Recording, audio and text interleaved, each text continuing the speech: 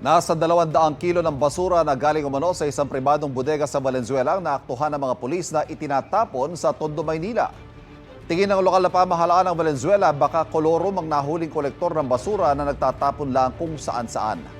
Narito unang balita ni Marisol Abduraman. Tama nga namang basura mo, itapon mo. Pero paano kung ang basura na galing sa ibang lugar ay sa ibang lungsod itatapon? Gaya ng mga nahuli ng mga pulis at tauhan ng Solid Waste Management ng Manila LGU. Nasa sakyang may kargang nasa 200 kilo ng basang karton at nagtapon ng basura sa Meloves Boulevard. Batay sa kanilang investigasyon, mula ito sa isang pribadong bodega sa Valenzuela City. Hindi na magamit, so nagiging basura na siya. Dito nila tinatapon. Itong mga basura na galing sa bodega ng Valenzuela, dinala na naman nila dito sa area ng Kapulong. Nang makausap ng GMA Integrated News ang driver at pahinante ng sasakyan, sabi nila, Bakit dito sa Manila? Bakit hindi kayo sa Valenzuela nagtapon kung taga doon naman kayo? Hindi na ako sinakokolekta doon, ma'am.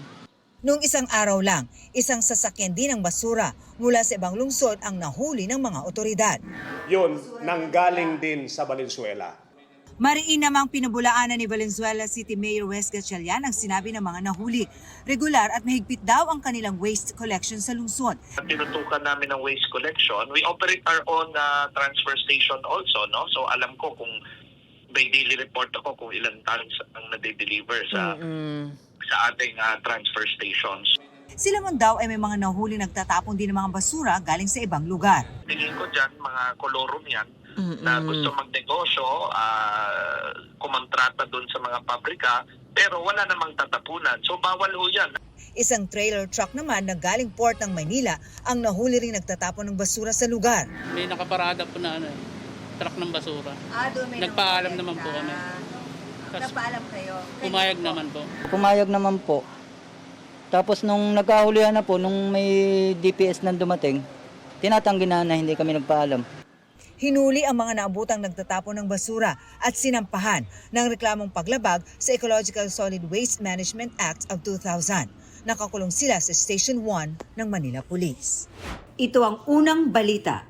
Marisol Abduraman para sa GMA Integrated News. Kapuso, huwag magpapahuli sa latest news and updates. Maging una ka sa balita at mag-subscribe sa YouTube channel ng GMA Integrated News.